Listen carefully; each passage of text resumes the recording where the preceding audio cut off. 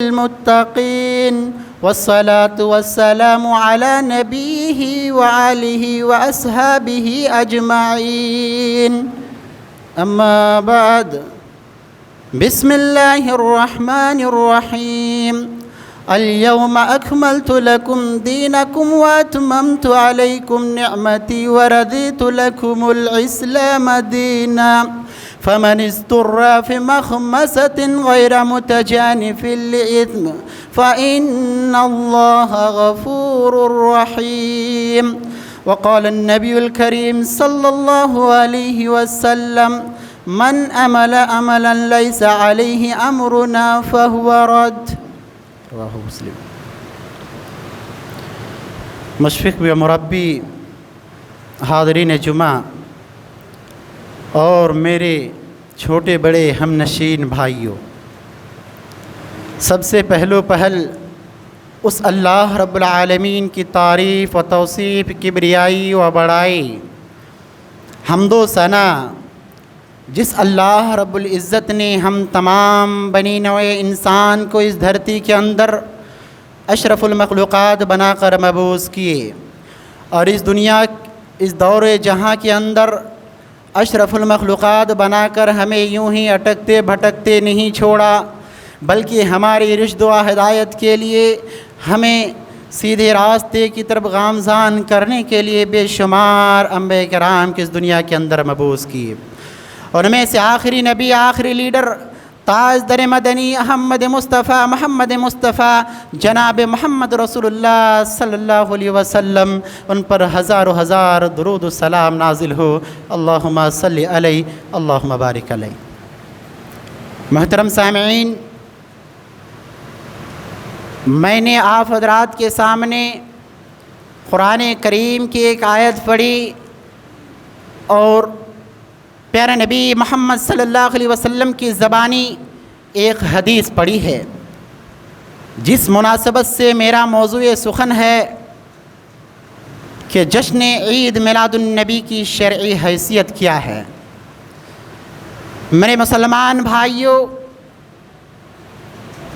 ہم تمام کو معلوم ہونا چاہیے کہ ابھی جو مہینہ چل رہا ہے وہ ماہ ہے ربیع الاول کا مہینہ چل رہا ہے، اور آج ربیع الاول کی 10 تاریخ ہے. میرے عزیزو، ہر سال بلا ناگاہ کیے ہوئے 12 ربیع الاول کو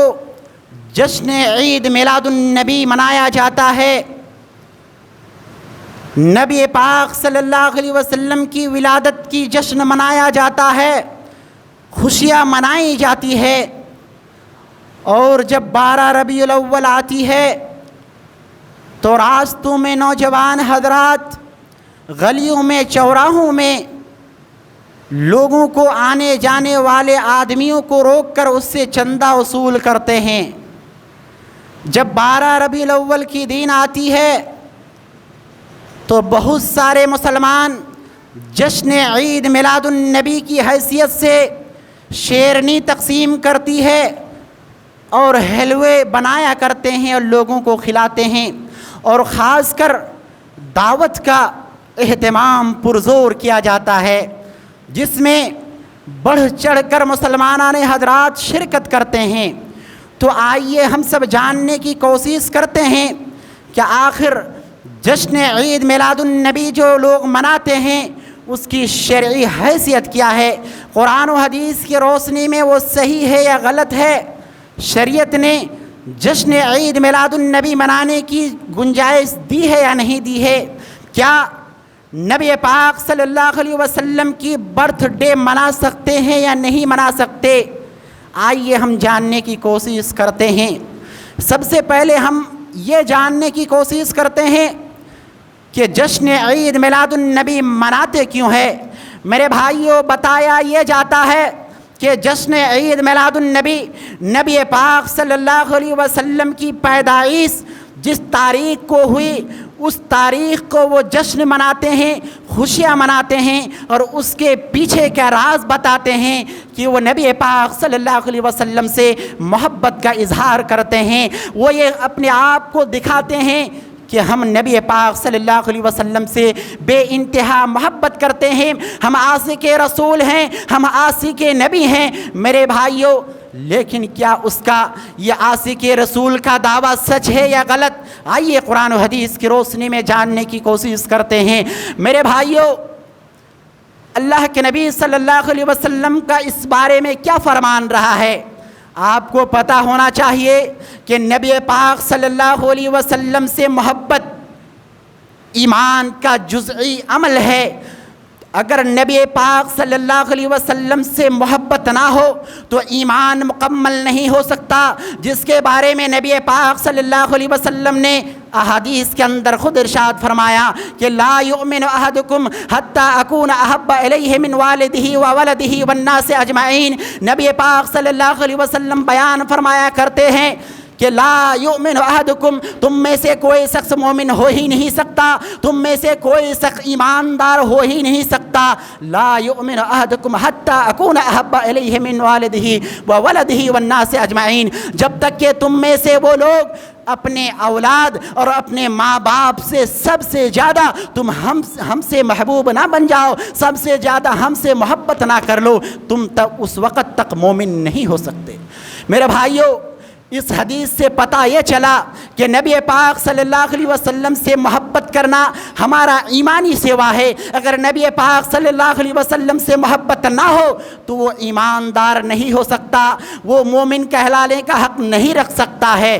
سب سے زیادہ محبوب وہ ہوتا ہے۔ لیکن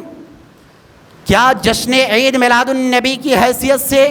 ہم نبی کریم صلی اللہ علیہ وسلم سے محبت کا اظہار کرتے ہیں؟ اس کی کیا نبی پاک صلی اللہ علیہ وسلم نے اجازت دی ہے؟ کیا قرآن کریم کی اس کی اجازت ہے؟ تو میرے بھائیوں، اس بارے میں صاف اور صریح بات یہ ہے کہ نبی پاک صلی اللہ علیہ وسلم سے صرف حلوے پکانے سے اور جشن و جلوس نکالنے سے وہ نبی پاک سے محبت کا ثبوت حاصل نہیں ہوتا ہے۔ میرے بھائیوں، نبی پاک صلی اللہ علیہ وسلم سے اگر آپ محبت کا اظہار کرنا چاہتے ہو، اگر نبی پاک صلی اللہ علیہ وسلم کی برتھ ڈے کے موقع پر آپ ان سے محبت کا اظہار کرنا چاہتے ہو تو تم کو یہ پتہ ہونا چاہیے کہ اللہ کے نبی صلی اللہ علیہ وسلم نے ہمیں وہ قیمتی کیا نسخہ بتایا ہے جس سے ہم نبی پاک صلی اللہ علیہ وسلم کی ولادت پر جشن منا سکتے ہیں۔ میرے بھائیوں، اس سلسلے میں جب اللہ کے نبی صلی اللہ علیہ وسلم سے سوال پوچھا گیا کہ اللہ کے رسول، ہم سوموار کے دن اور جمعرات کے دن روزہ رکھیں گے، اس سلسلے میں آپ کیا بتاتے ہیں؟ اللہ کے نبی صلی اللہ علیہ وسلم نے فرمایا کہ سوموار کے دن میری پیدائش ہوئی اور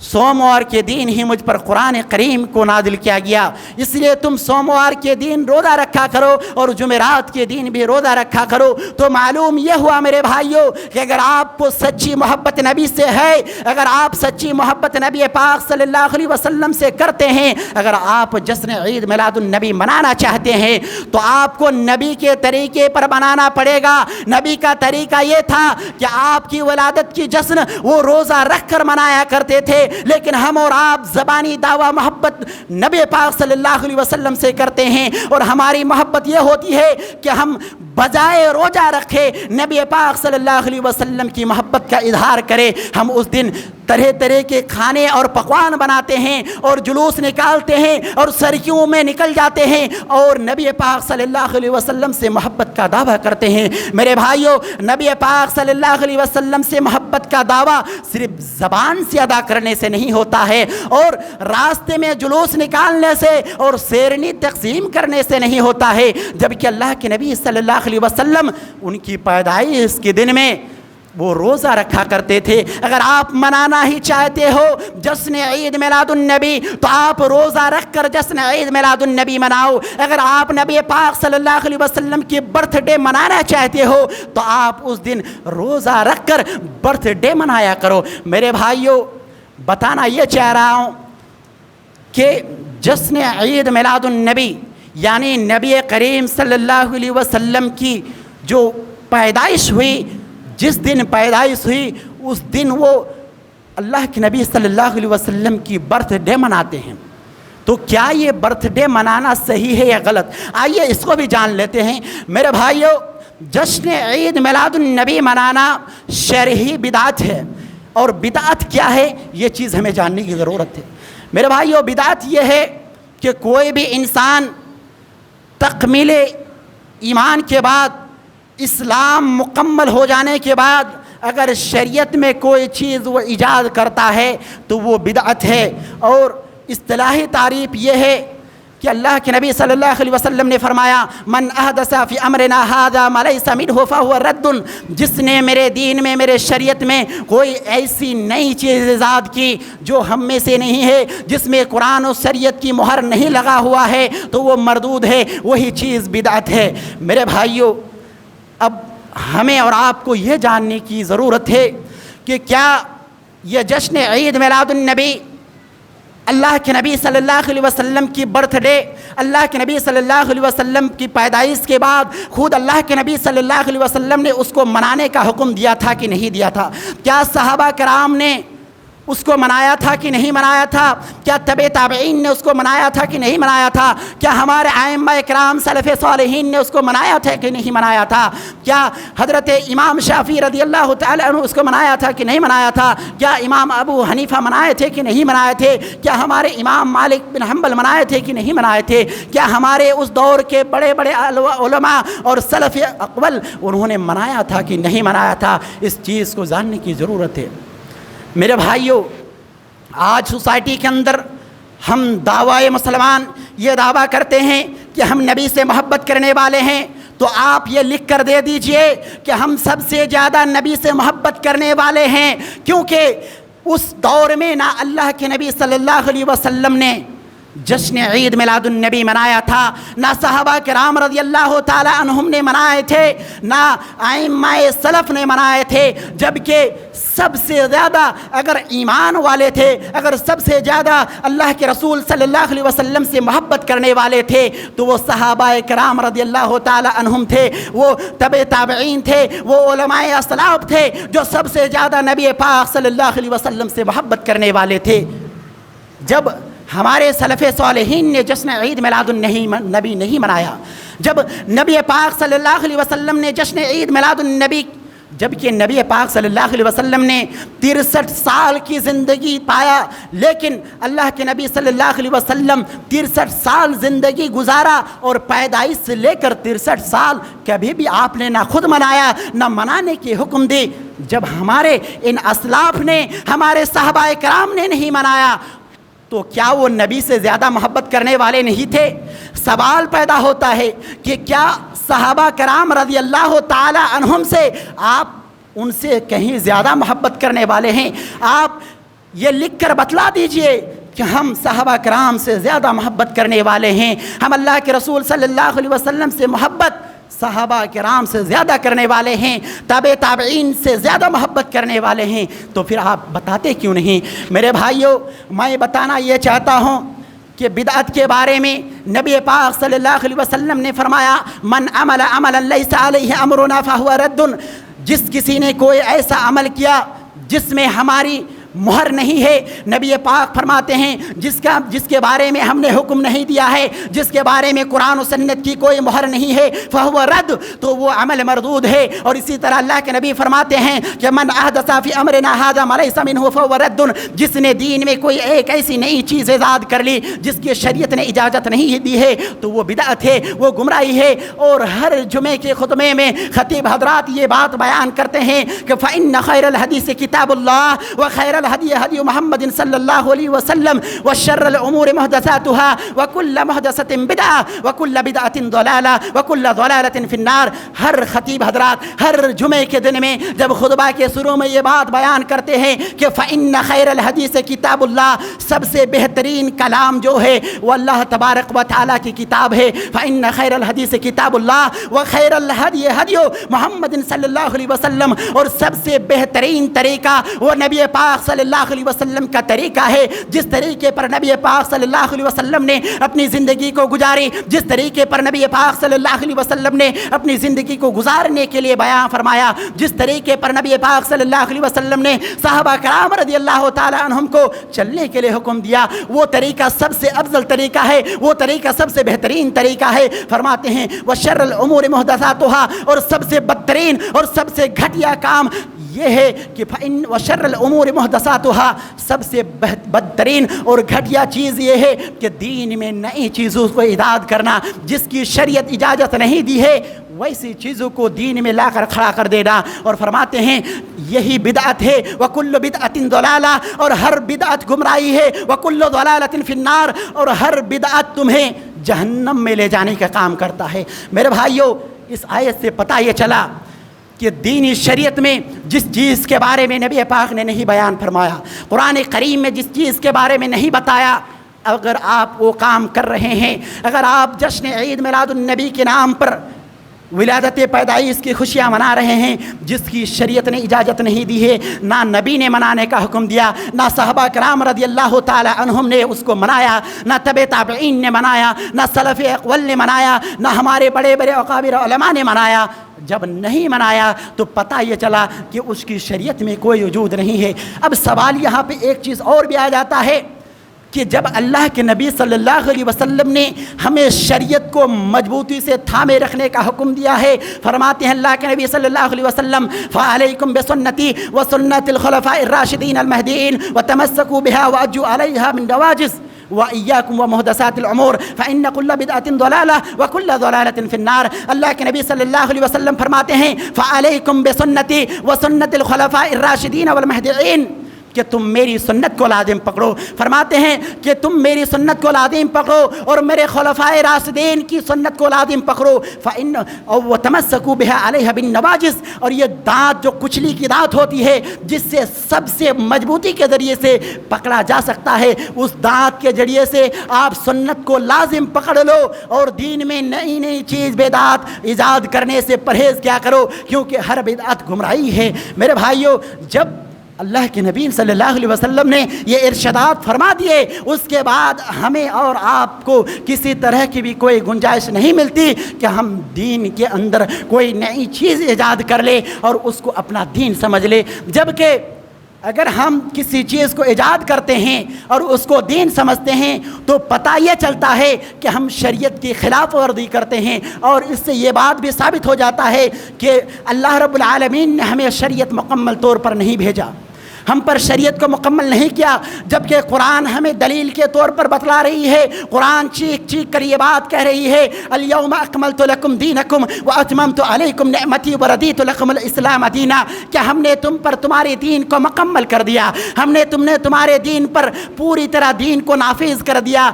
اور تم پر ہم نے پوری کی پوری نعمتوں کو بھرپور کر کے تم پر مکمل کر دیا، اور تم پر دین اسلام کو تم پر ہم نے پسند کر دیا۔ میرے بھائیوں، جب قرآن ہمیں یہ بتلا رہا ہے کہ الیوم اکملت لکم دینکم، تم پر ہم نے دین کو مکمل کر دیا، اگر دین کو مکمل کرنے کے بعد ہم نئی چیزوں کو ایجاد کرتے ہیں تو پتہ یہ چلتا ہے کہ ہم شریعت کا النگھن کرتے ہیں۔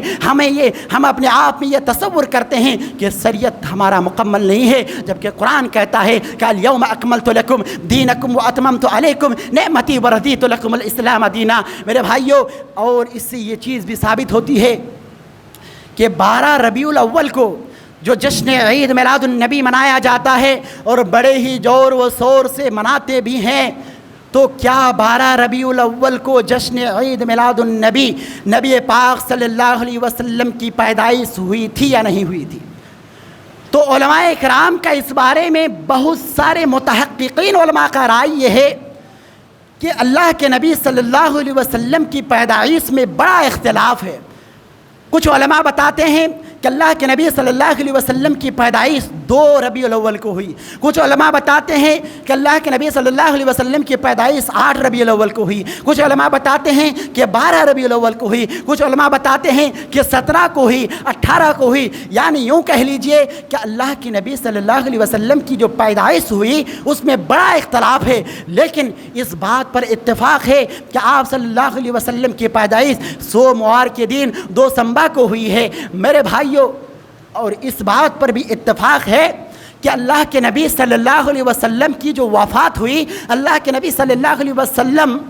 12 ربیع الاول کو ہی وفات ہوئی ہیں۔ آپ کی پیدائش میں اختلاف ہے اور آپ کی وفات پر اتفاق ہے، یعنی تمام لوگوں کا اس بات پر اتفاق ہے کہ آپ صلی اللہ علیہ وسلم کی وفات 12 ربیع الاول کو ہوئی۔ تو آپ ذرا بتائیں تو صحیح کہ کیا 12 ربیع الاول کو اللہ کے نبی صلی اللہ علیہ وسلم کی وفات ہوتی ہے اور آپ وفات پر کیا جشن منا سکتے ہیں؟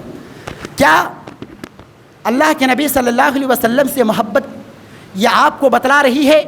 کہ کوئی شخص انتقال کر جائے، اس کی وفات ہو جائے، اس کی دست بردری ہو جائے اور آپ اس کی وفات پر جشن منائیں؟ میرے بھائیوں، یہ نام جشن عید میلاد النبی پہلے تھا وفات عید، یہ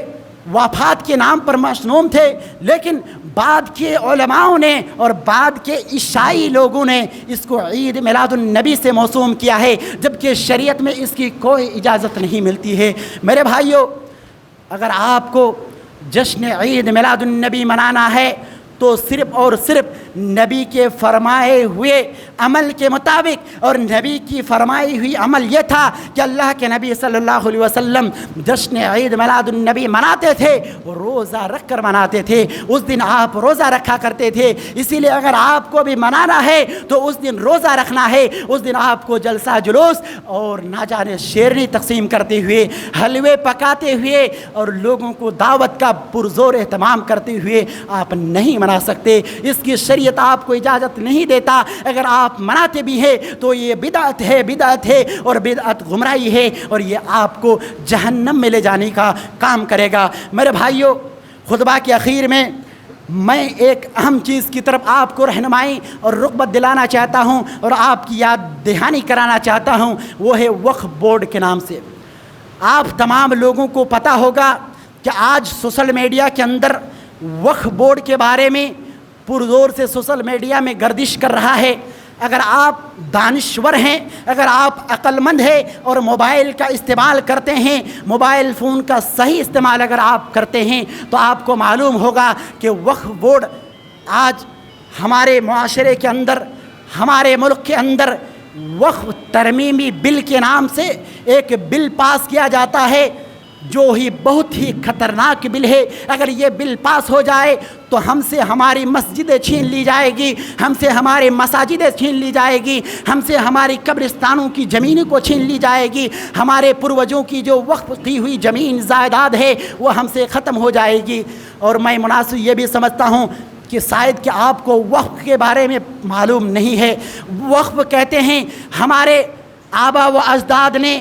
جو اللہ کے راستے میں زمین و جائیداد، یتیموں کے خاطر زمین و جائیداد، چاہے وہ مال کے شکل میں ہو، چاہے وہ باغیچے کے شکل میں ہو، چاہے وہ زمین کے شکل میں ہو، ہمارے آبا و اجداد نے اگر مسجد میں، مدارس میں یتیم کی پرورش کے لیے یا عام لوگوں کی بھلائی کے لیے اگر وہ چیز دیا ہے وقف کے نام پر، وقف کے طور پر، تو وہ چیز اللہ کے راستے میں شمار ہوتا ہے، جو اس کا کوئی مالک نہیں ہوتا ہے، اس کا مالک اللہ ہے، وہ اللہ کے راستے میں اس چیز کا مال خرچ ہوتا ہے۔ اگر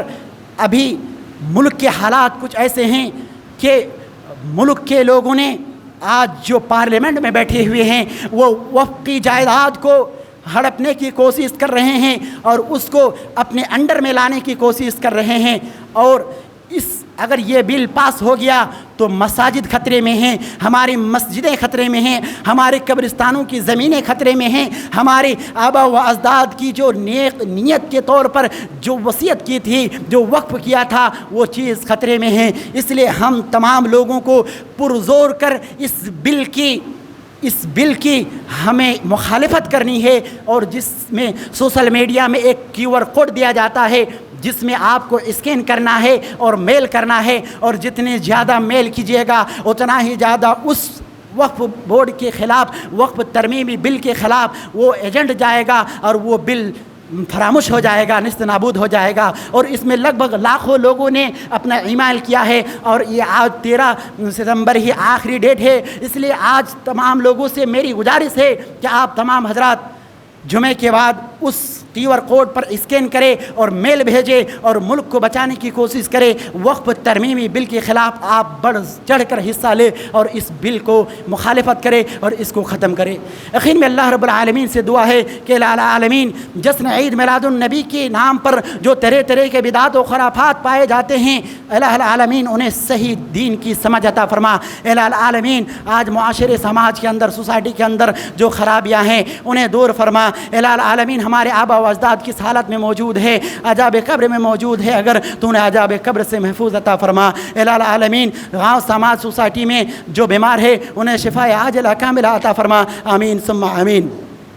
یا ایھا الذین